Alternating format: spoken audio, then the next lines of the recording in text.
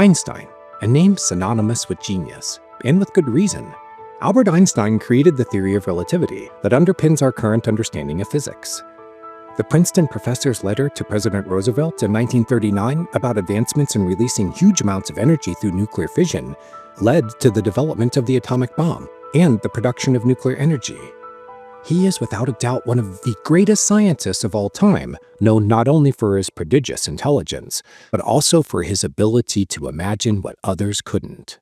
Presumably, if any great person in history has answers for the biggest problems facing our planet today, especially ones related to the production of clean energy, it would be Albert. He crossed over in 1955, but we spoke with him about nuclear fusion as a possible source of clean energy, and about other topics of great importance. And we're going to share with you what he told us in this, the second episode of the Channeled Messages of Hope podcast.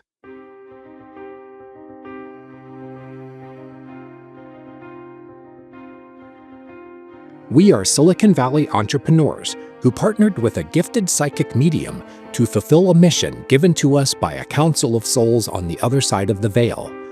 It's a mission to share with you what people like Nikola Tesla, Gandhi, and St. Francis can tell us to help heal our planet and ourselves. They are no longer with us in body, but they are very much with us in spirit and aware of the enormous challenges we are facing. At the Council's direction, we started by asking questions about their highest priority, global warming and climate change, and moved on to subjects related to self-care, the afterlife, and many other fascinating topics. You can hear it all in the audiobook Channeled Messages of Hope by Carol and Thomas, available at Amazon, iTunes, and Audible. I'm John Thomas, and today we are going to return to the question we left off with in the last episode. Who would you ask if you were given the opportunity like we had to talk with anyone in history about fixing our problems? If you were me, an engineer and Silicon Valley CEO fascinated with technology, you'd seek out someone with knowledge about clean energy tech. Someone known as one of the smartest men of all time, Albert Einstein. And in the course of doing that, you'd find out that one of the smartest women of all time deserves credit as co-author of the theories that made Albert famous. That woman is his first wife, Mileva Maric. During our conversation, Albert told us that Mileva, also a physicist and the second female graduate of the Polytechnic Institute in Zurich, Switzerland, where they attended together, collaborated on the early major physics papers that eventually made Albert world famous. Mileva's contributions are debated among historians, with some saying she merely kept house so Albert could focus on his work. But the two of them tell a very different story. Here's a clip of when Albert brought up Mileva in our conversation with him, after we asked him if he could recommend anyone we should speak to about the same topics we spoke with him about. I feel that Mileva Einstein. Oh, Mileva, your first wife. She was a scientist and she was very vocal with me about her theories and ideas. And being a woman, she was not considered valid in her ideas. And she was someone that has a unique perspective and someone that it might be of interest to speak with and to hear her ideas, her perspective. And also she is extremely gifted. And the reason why she was not in my place is because she was a woman and a mother and a wife, and that was her role at that time. We followed up on Albert's suggestion and arranged a session to speak with Mileva. It's worth noting here that we couldn't just pick up the phone to reach her on the other side. And even through our gifted psychic channeler, we still needed the council's blessing. This is their project, after all. There's a picture in the public's mind that souls on the other side are just waiting around for something to do, but they are actually busy living their own lives. Souls like Albert and Mileva wouldn't necessarily respond to our request to connect with them, unless, well, you know what they say, you've got to know someone who can make introductions. So here's a clip of Mileva speaking through our channeler about her contributions to the world-changing work that only Albert got credit for. Yes, we co-authored the paper on relativity. We co-authored the papers that were filed at the same time. We worked together, collaborated together. Being a woman, I was thought to have less credibility with my name on the papers, and that I would not be taken seriously, and the papers would not be taken seriously. And I wanted to help Albert at that time to make a name for himself and to advance in his career. And so, yes, my name was left off for that reason, but only for that reason. We were always a team. But being a woman, I was mother, I was wife, I was housekeeper. But in the evenings, we would work together and I would check the mathematics. And that is one way that we collaborated together, but we were always a team.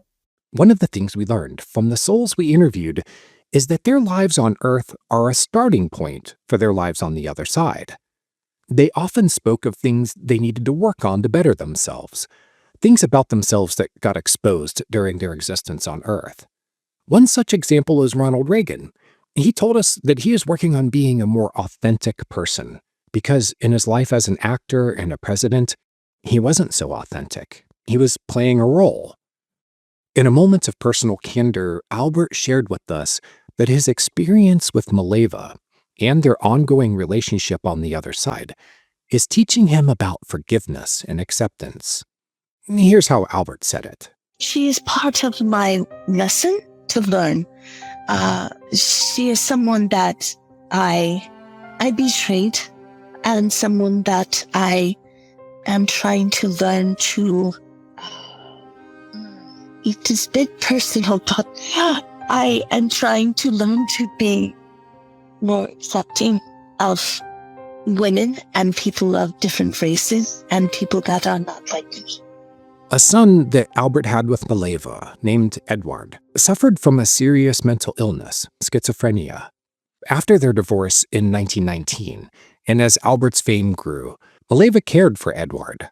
And as part of their divorce settlement, Albert signed over rights to any future Nobel Prize winnings to her.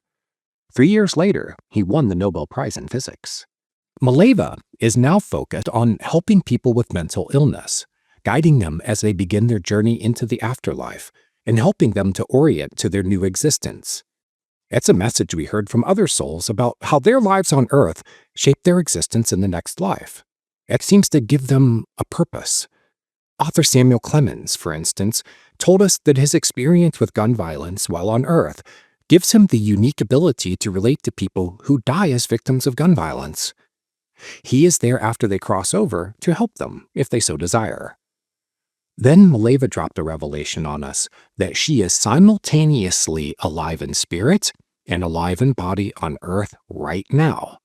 She is reincarnated as a male psychotherapist. Go figure. She understands global warming from both perspectives. And here's what she told us after we asked her about the global warming and climate change summary that we read at the beginning of our session with her, and with each of the 19 souls we interviewed.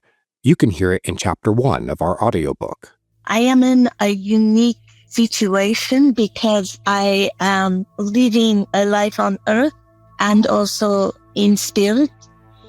So I am experiencing this as an individual on Earth, and I am seeing this from my perspective as well in spirit. It is very depressing, I have to tell you, what you said in your summary. And I don't want to tell you my name. I am living in India as a psychotherapist at this time, but we'll just say the name will be David. So now, the soul known as Mileva is two people. Actually, it's more than that. Mileva says she has incarnated more than 100 times on Earth. And Albert said he is planning to incarnate again in the near future. Our book is full of these nuggets about what the afterlife is like and how reincarnation works. And we might devote a future episode to that topic. Clean energy production is the topic we most wanted to explore with Albert and Mileva, two of history's great physicists. They both told us that nuclear fusion technology is our biggest hope for a clean energy source to replace fossil fuels. This new technology is still in its infancy. I think that's how Albert said it. And the current nuclear technology, the old-fashioned fission technology, is still quite hazardous. They also said that it is absolutely imperative that humanity develop fusion technology as quickly as possible. First, here's a clip where Mileva gives her vision of a future on Earth where nuclear fusion is our main power source. Yes, it is feasible to create this completely clean energy, a nuclear clean energy. Yes, it is being worked on. No, it is not ready. And it is something that I feel maybe could be 8 to 10 years away, could be more. But I feel that it is something that is on the precipice of happening. Time happens much more slowly on Earth than it does where I am from. And it is, to me, happening very soon. But to you, it seems a very long time. But I can tell you that it is going to work. It is going to be our future. And now here's Albert telling us what he sees coming for the future of clean energy. Nuclear energy right now is on the precipice of creating a new way to release energy that is not radioactive. Nuclear fission has been established, but nuclear fusion is still being established. You receive more energy from fusion than is put into the act of fusion. So if you have two hydrogen atoms that become one, they can become helium, which is non-radioactive, releasing energy. That is what scientists are working on. It may be in your timeline a very long time, but it will accelerate the damage being renewed and repaired. And this is something that I am working very closely with scientists, physicists on this project. And I feel that on your timeline, we are looking at possibly 25 years of putting this into a reality. But once it is into a reality, it will be able to address this damage at an accelerated rate. I do feel it is highly paramount and necessary for reversing climate change. There will be problems. There will be. I mean, these are problems about a new industry, fairly new to us at this time. And there will be problems with longevity. There will be problems with just basic management. But it will be such a long stride toward correcting the fossil fuel emissions that are in our air at this time that it is something we must move forward with. But it has to be something that all can utilize. Our conversation with Albert also covered topics related to electric vehicles and battery storage. Time and again, we heard from him and others that collaborations to advance these technologies are happening between our side and the other side.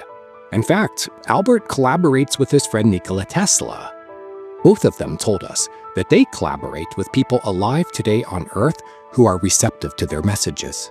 It paints a picture of two sides of the veil that are very closely connected. Dr. George Ritchie is a pioneer in the field of near-death studies. He came to the same realization about this collaboration between the two sides of the veil after his near-death experience in 1943 showed him people on the other side working hand in hand with those on this side who share their interests and passions. It's since been confirmed in hundreds of near-death experience cases, some of them published in medical and scientific journals. We are happy to confirm this information through our interviews. Nikola Tesla told us he can even communicate with us in our dreams, and we'll be sure to tell you more about it in a future episode we plan to dedicate to him. Mr. Einstein told us that people on the other side can send ideas and inspirations to people on this side who can do something good with it. He apparently got some of his revolutionary ideas about physics from Isaac Newton, who played the role of guide for him.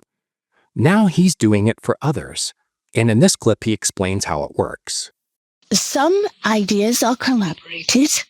There are several of us that collaborate on ideas, and to me, very simple way of projecting these ideas into those who are on Earth at this time, who can physically manifest these ideas.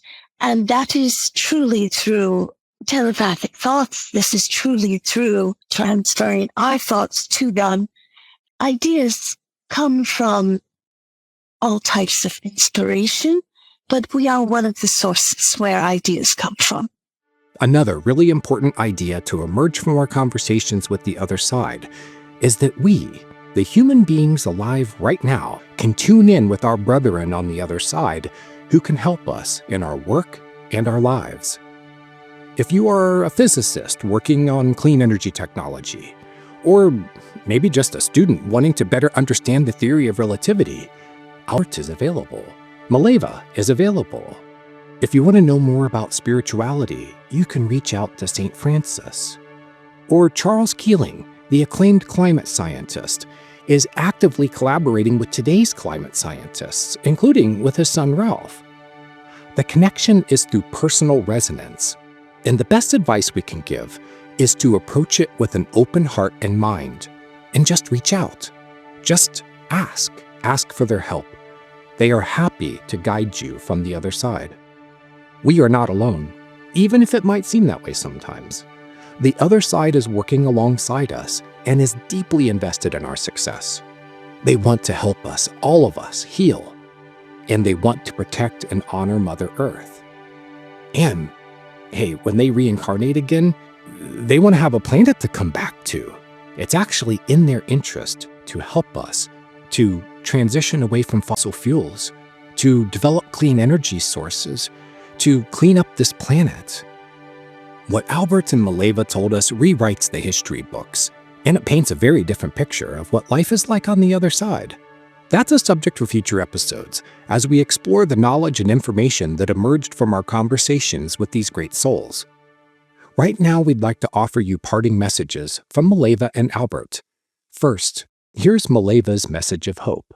The message of hope I have is that if you love someone, tell them you love them, even if it seems frightening or it's not the way you communicate. Tell them you love them, because that heals the soul more than anything. Albert's message is that it's possible to meet the challenges of global warming and climate change. And his message for us, the creators of this podcast, the audiobook, and the boots on the ground for the council, is to not worry about convincing anyone that we really did talk with this scientific genius and his soulmate Mileva. It's been a concern of mine. I do realize how far out this all sounds. And I'm often asked how I know that we actually talked with these souls on the other side. And my answer is, in part, just listen to what they told us. It's astounding. Anyway, here's Albert. I have mixed feelings. The people that believe what is possible are waiting for this. Those that do not believe, well, I don't know how to explain it, except that you are in the energy of proving. But that is not the right energy for this particular project. This project will reach many people. It will gain what you say, word of mouth.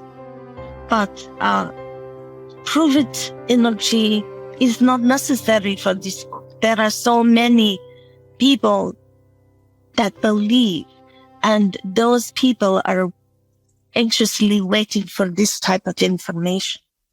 Albert told us that word of mouth is how people are going to find our podcast. That's where we need you. Help us spread the word about these messages of hope.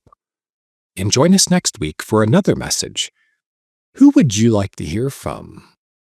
We're thinking Dr. Wayne Dyer? Or maybe St. Francis. Check our social feeds. We might run a poll on this week before we start production. We appreciate you listening and for joining us for this journey. I'm John Thomas. We'll see you next week.